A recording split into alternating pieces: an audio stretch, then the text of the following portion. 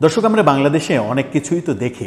এর আগে রাজনৈতিক সরকারের আমলে অনেক কিছু দেখেছি, এখন অন্তর্বর্তীকালীন সরকার, সেই আমলেও অনেক কিছু দেখেছি। গত রাজনৈতিক সরকার অর্থাৎ আওয়ামী লীগ সরকারের আগে যে 1-11-এর সরকার 2 বছর থেকেছে, তাদের কার্যক্রমও দেখেছি। বিভিন্ন সময়ে বিভিন্ন বিষয় আলোচনায় এসেছে।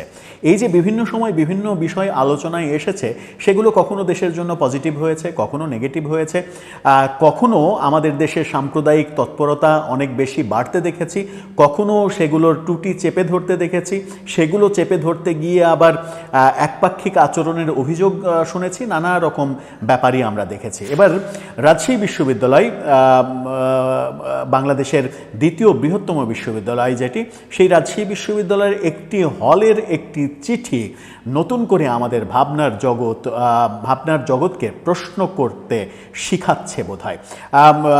শহীদ শামসুজ্জোহা হল, সেই হলের প্রাধ্যক্ষের একটা চিঠি বেশ আলোচনার জন্ম দিয়েছে। এই চিঠিটি একদিন আগে ইস্যু করা হয়েছে এবং হলের ছাত্রদের ওপরে এক ধরনের শাসনতন্ত্র কায়েম করার চেষ্টা করা হয়েছে। হলের ছাত্রদের শালীনতা শেখানোর একটা চেষ্টা করা হয়েছে। শালীনতাটা কি? গোসল করতে হবে শালীনভাবে, পুকুরে ঝাঁপ দিতে হবে শালীনভাবে, এই ব্যাপারগুলো বলার চেষ্টা করা হয়েছে। শহীদ শামসুজ্জোহা হল ঐতিহাসিকভাবেই আমরা জানি মুক্তিযুদ্ধের সময় পাকিস্তানি বাহিনী এবং রাজাকারদের টর্চার সেল হিসেবে ব্যবহার করা হয়েছিল এই হলটিকে। ঐতিহাসিক গুরুত্ব এই হলের খুবই বেশি এবং বিভিন্ন সময়ে আমরা দেখেছি যে এই হলে বেশিরভাগ সময়ে সাম্প্রদায়িক শক্তি রাজ করেছে। সাম্প্রদায়িক শক্তির দাপট এই হলে সবথেকে বেশি রাজশাহী বিশ্ববিদ্যালয়ের প্রেক্ষাপটে দেখা গেছে। আমি ব্যক্তিগতভাবে নিজেও রাজশাহী বিশ্ববিদ্যালয়ের ছাত্র হিসেবে, যদিও সেই হলে থাকিনি, অন্য হলে থেকেছি, কিন্তু সেই ব্যাপারগুলো খুব কাছ থেকে অনুভব করার সুযোগ হয়েছে। শহীদ শামসুজ্জোহা হলের পাশেই রাজশাহী বিশ্ববিদ্যালয়ের গণকবর, বধ্যভূমি। সেই স্মৃতিটা আমাদের কিন্তু মনে করিয়ে দেয় পাকিস্তান আমলে কি হয়েছিল। সেই হলে এবার যে প্রাধ্যক্ষ, সেই প্রাধ্যক্ষ ছাত্রদেরকে শালীনতা শিখাচ্ছেন। কোন যুগে পদার্পণ করছি আমরা, সেই চিঠিটা আপনারা পড়লেই বুঝতে পারবেন যে কোন যুগে আমরা পদার্পণ করতে চলেছি। সেই আলোচনাই করব এই ভিডিওতে। থাকবেন পলিটিক্স টিভির নিয়মিত আয়োজনে।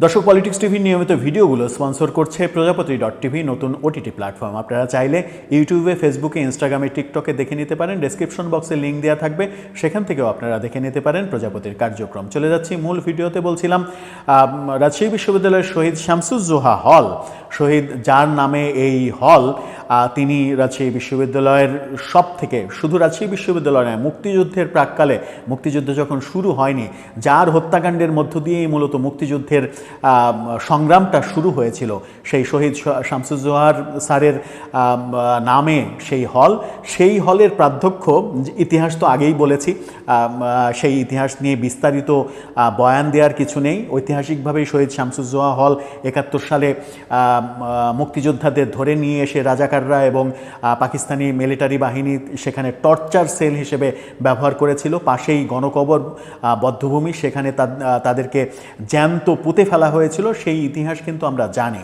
সেই শহীদ শামসুজ্জোহা হলের প্রাধ্যক্ষ তিনি একটি চিঠি ইস্যু করেছেন 23 তারিখে।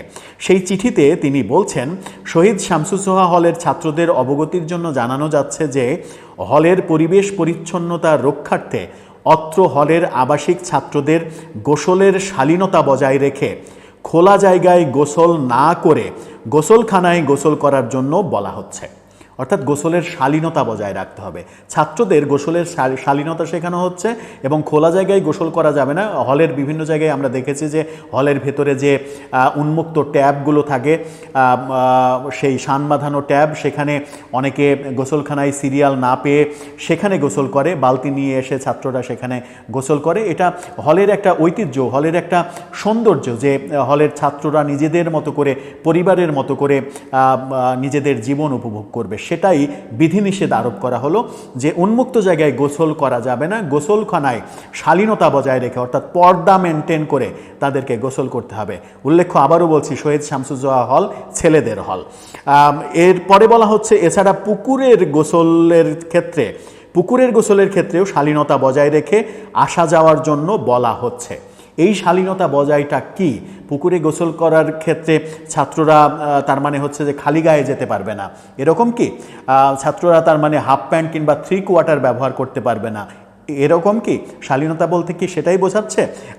যদিও পরিষ্কারভাবে বলা হচ্ছে না, তারপরেও এটা নিশ্চিত যে শালীনতা বলতে এই ব্যাপারটা ছাত্রদের মধ্যে যে হাফ প্যান্ট কালচার রয়েছে, কিংবা পুকুরে গোসল করতে যাচ্ছে খালি গায়ে গামছাটা কাঁধে নিয়ে গোসল করতে যাচ্ছে, সেই ব্যাপারগুলো করা যাবে না। ছেলেদের হলে সেই ব্যাপারগুলো করা যাবে না, এমন চিঠি দিয়ে প্রাধ্যক্ষ ব্যাপারটা সামনে নিয়ে এসেছেন। এর বাইরে যেটা বলেছেন সেটা হচ্ছে হলের ভিতরে সাইকেল, মোটরসাইকেল চালিয়ে যাতায়াত না করার জন্য সকলকে নির্দেশ দেওয়া হচ্ছে। এছাড়া হলের ভিতরে ধূমপান না করার জন্য বলা হচ্ছে। এটা বলতেই পারে প্রাধ্যক্ষ, এটা বলতেই পারেন। বিভিন্ন বিশ্ববিদ্যালয়ের হলে এই নিয়ম রয়েছে যে হলের ভিতরে ধূমপান করা যাবে না, সেটা করতেই পারেন। কিন্তু ওপরে শালীনতা বোঝাতে তিনি কি বোঝালেন সেটাই একটা বড় বিষয়। শেষে বলা হচ্ছে উপরোক্ত নির্দেশনাবলী মেনে চলে হলের পরিবেশ পরিচ্ছন্নতা বজায় রাখার জন্য সকলকে বলা হলো। প্রাধ্যক্ষ শহীদ শামসুজ্জোহা হল, রাজশাহী বিশ্ববিদ্যালয়। চিঠিটি ইস্যু করা হয়েছে 23 তারিখে। এই চিঠিটি সামনে নিয়ে এসেছেন সামাজিক যোগাযোগের মাধ্যমে, পোস্টের মাধ্যমে রাজশাহী প্রথম আলোর সাংবাদিক। তিনি এই ব্যাপারটা সামনে নিয়ে এসে আমার মনে হয় জাতিকে একটা চমকপ্রদ তথ্য দিলেন, যে তথ্যটা হয়তো আমরা জানতেই পারতাম না, ভেতরে ভেতরে থাকতো, যে রাজশাহী বিশ্ববিদ্যালয়ে কি শুরু হয়েছে। আমরা কি আবার অন্ধকার যুগে প্রবেশ করছি? যখন আমরা নতুন রাজনৈতিক বন্দোবস্তের স্বপ্ন দেখছি, যখন আমরা স্বাধীনভাবে বাঁচার স্বপ্ন দেখছি, স্বাধীনতা উপভোগ করার স্বপ্ন দেখছি, এবং স্বাধীনতা উপভোগ করার কথা বলা হচ্ছে, ব্যক্তি জীবনে, রাষ্ট্রীয় জীবনে, সামাজিক জীবনে, সব ক্ষেত্রে যখন আমাদের স্বাধীনতা থাকার কথা, তখন শহীদ শামসুজ্জোহা হলের প্রাধ্যক্ষ তার ছাত্রদের শালীনতা শেখাচ্ছে। অর্থাৎ উন্মুক্ত স্থানে গোসল করা যাবে না, পুকুরে গোসল করতে যাওয়ার ক্ষেত্রেও শালীনতা বজায় রাখতে হবে। প্রশ্ন হলো, শালীনতা বলতে তিনি কি বোঝেন? বিশ্ববিদ্যালয়ের ছাত্রদের শালীনতা বলতে কি শেখাতে চাইছেন তিনি? কোন যুগে আমরা বসবাস করতে শুরু করলাম? তাহলে দর্শক, আপনার মতামত জানিয়ে লিখতে পারেন আমাদের কমেন্ট বক্সে।